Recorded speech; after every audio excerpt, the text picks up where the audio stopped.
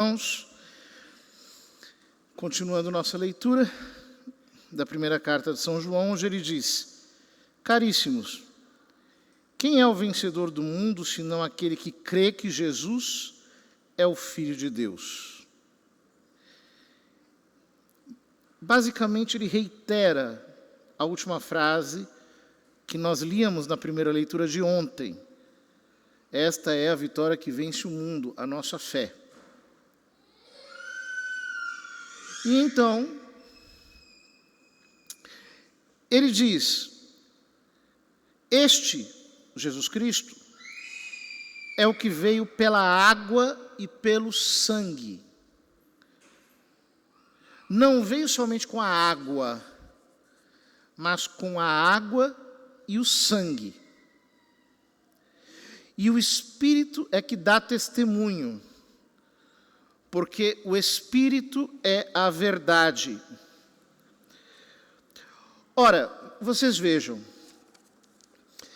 os autores que estudam o Novo Testamento,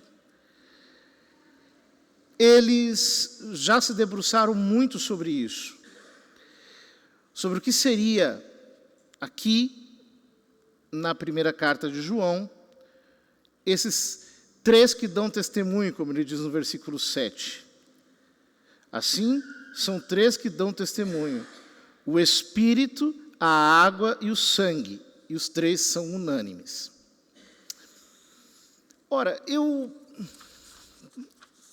creio que nós temos uma pista disso lendo as cartas de Santo Inácio de Antioquia, que foi discípulo de São João, e que falam sobre estes assuntos ao longo dos seus textos, né? Então, por exemplo, na carta aos Magnésios, ele diz: Cuidai, por conseguinte, de permanecer firmes nas doutrinas do Senhor e dos apóstolos, para que tudo quanto fazeis se encaminhe bem na carne e no espírito, na fé e na caridade, no Filho e no Pai, e no Espírito Santo. Ele diz: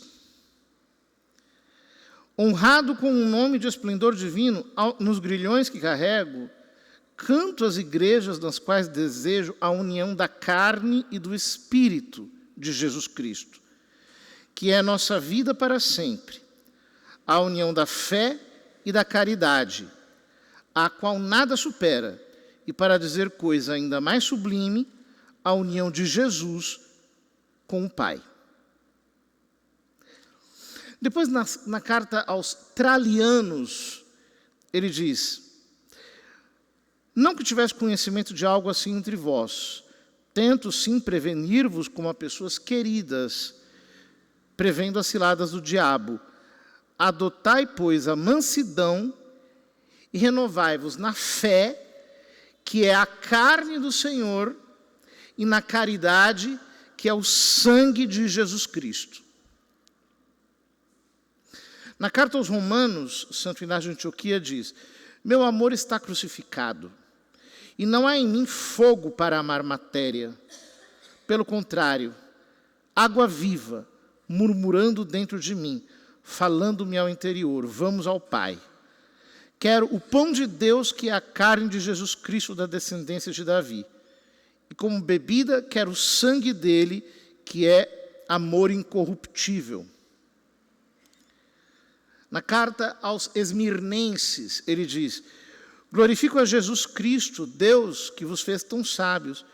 Cheguei a saber efetivamente que estáis aparelhados com fé inabalável, como que pregados de corpo e alma na cruz do Senhor Jesus Cristo, confirmados na caridade e no sangue de Cristo, cheios de fé em nosso Senhor, que é de fato da linhagem de Davi, segundo a carne, filho de Deus, porém consoante a vontade e o poder de Deus, de fato nascido de uma virgem e batizado por João, a fim de que se cumpra nele toda a justiça.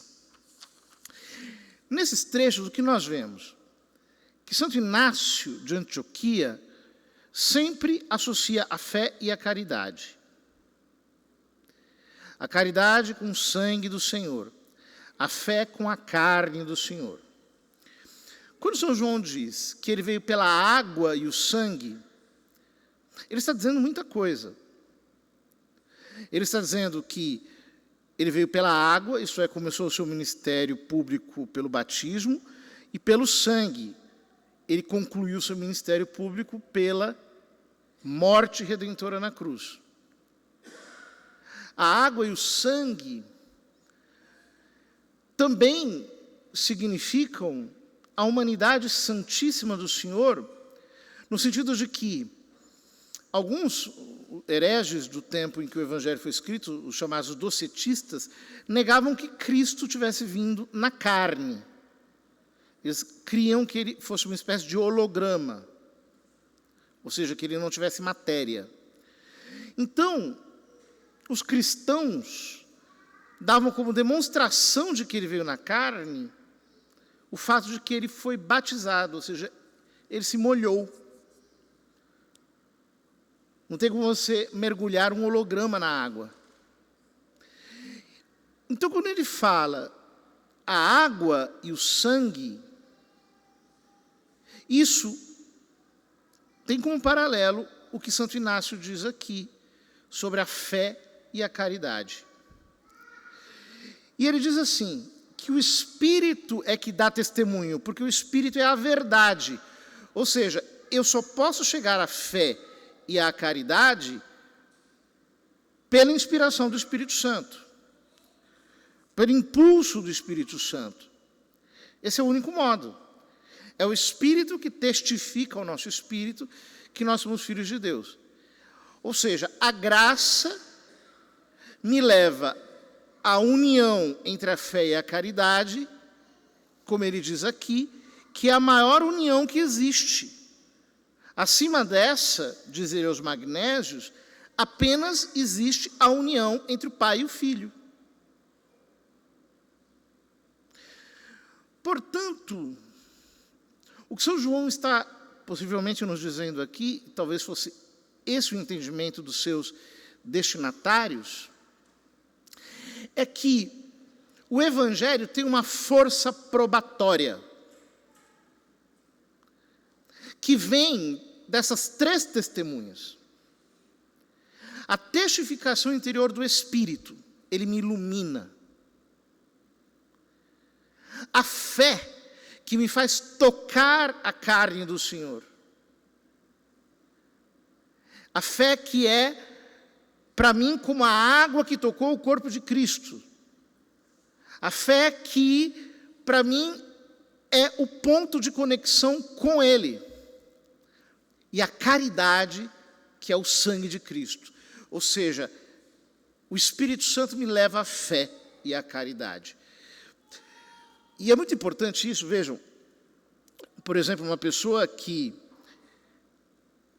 apenas acredita na medida em que as coisas são razoáveis e que fica um tempo todo tentando encontrar desculpas para as suas exceções. Existem muitas pessoas assim hoje em dia. Elas dizem assim, uma coisa é a igreja, outra coisa é a fé ortodoxa. Então, se a igreja disser o que eu professo como fé ortodoxa, então a igreja está certa.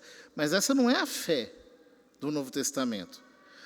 Porque a fé do Novo Testamento é aquela que diz, eu creio porque assim a igreja nos ensinou. Isso para nós é muito importante. Os protestantes se escondem por trás do sola escritura. E aí entra a confusão dos diabos, porque, por exemplo, no Evangelho nós lemos, isto é o meu corpo, ou quem come a minha carne e bebe o meu sangue permanece em mim e eu nele. Quantas interpretações possíveis podem se dar a essas frases? Infinitas. Porque todo texto é passível de interpretação. Por outro lado, os tradicionalistas ficam no sola traditione. Então, aquilo que foi dito ao longo dos concílios, e que não sei o quê, que não sei qual santo disse, aqui, aquilo ali, tal, e tal, sem prestarem atenção de que existe um órgão chamado magistério da igreja, no qual eu creio, porque quem vos ouve, a mim ouve. A fé católica depende disso. Ela não é um conjunto de ideias solto. E a igreja, assistida pelo Espírito Santo, não pode induzir o cristão ao erro. Por isso que muitas pessoas estão redondamente enganadas, achando estarem certas. Elas têm, na verdade, uma fé humana. Tem uma fé que está dentro de um certo círculo de ideias nos quais as suas crenças estão, de alguma maneira, autorreferendadas. Por outro lado, quem tem apenas a água e não tem o sangue, é aquele que tem uma fé ortodoxa, mas que é morta. E é muito fácil alguém ter fé ortodoxa. Basta dizer o credo. Basta repetir o catecismo. Repetir São Tomás.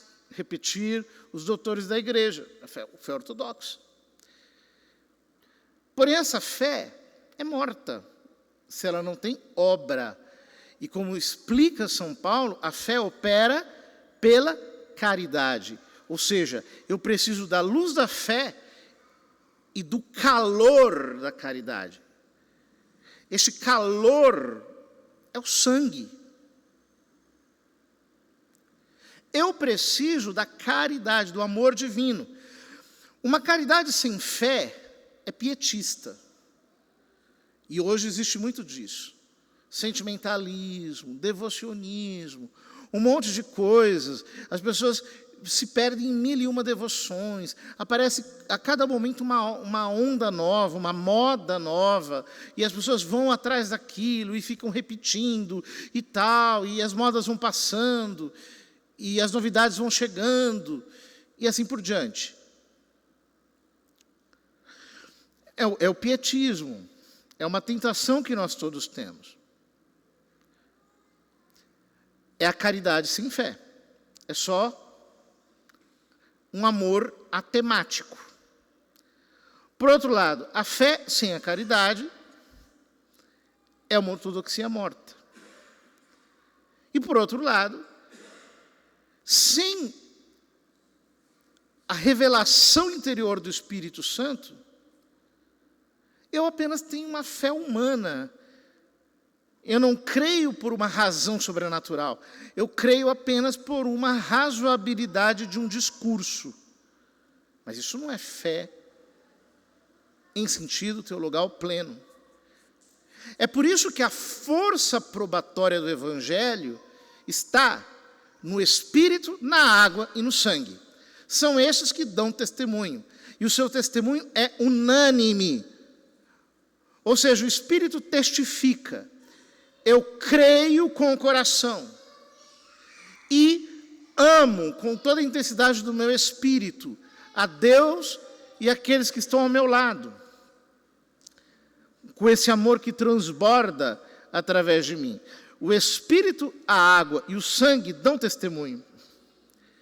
Dão testemunho que Jesus é o Filho de Deus. Isso só pode vir dele. Isso decorre de quem ele é. É muito interessante que existem alguns manuscritos muito antigos, gregos, quarto século mais ou menos, alguns latinos a partir do oitavo século, que acrescentam uma frase que é conhecido como coma ioanneum. É uma polêmica que existe entre os exegetas. em que esse texto ficaria levemente alterado. Seria algo assim. Na terra, são três que dão testemunho: o Espírito, a água e o sangue. E no céu, o Pai, o Filho e o Espírito Santo. Ou seja, alguns dizem que esse foi um acréscimo feito por Prisciliano, ninguém sabe exatamente se foi isso. Contudo, há um belo paralelismo aqui, supondo-se que esse texto poderia ser, de alguma maneira, inspirado. Se aceitamos o testemunho dos homens, o testemunho de Deus é maior. Este é o testemunho de Deus, pois ele deu testemunho a respeito de seu Filho. Como? Esse, no fundo, é o grande mistério da Epifania. Ele deu testemunho do seu Filho, por exemplo, sobre as águas do Rio Jordão, dizendo: este é o meu Filho amado, no qual encontro todo o meu prazer. Ele deu testemunho sobre o Filho na transfiguração. No capítulo 12 de São João, há um testemunho que o Pai dá do Filho, que é bem impressionante, em que um trovão brada. O texto diz que o Pai lhe disse: eu te glorifiquei e te glorificarei de novo. E todos pensaram que fosse um trovão. Uns diziam que era um anjo. Outros ficaram assustados, e assim por diante. Outro testemunho do Pai. Mas maior testemunho do Pai sobre o Filho, no Evangelho de São João, é a sua própria morte redentora. O que sai do lado de Jesus? Água e sangue. Quais são os altares que havia na entrada do Templo de Jerusalém? O altar dos holocaustos, em que as vítimas eram sacrificadas, e o sangue fluía. O sangue não podia talhar, tinha que ser fluido. E a piscina de bronze, onde havia água para purificação. Água e sangue. Ou seja, Jesus é o novo templo de Deus, tal como apresentado pelo próprio Pai. Templo consagrado com o seu sacrifício. Templo ungido com a entrega do seu Espírito. Aquele que crê no Filho de Deus tem esse testemunho dentro de si. Aquele que não crê em Deus faz dele um mentiroso, porque não crê no testemunho que Deus deu a respeito do seu Filho. Vejam, isso para nós é muito importante. O nosso vínculo com Jesus Cristo é a fé.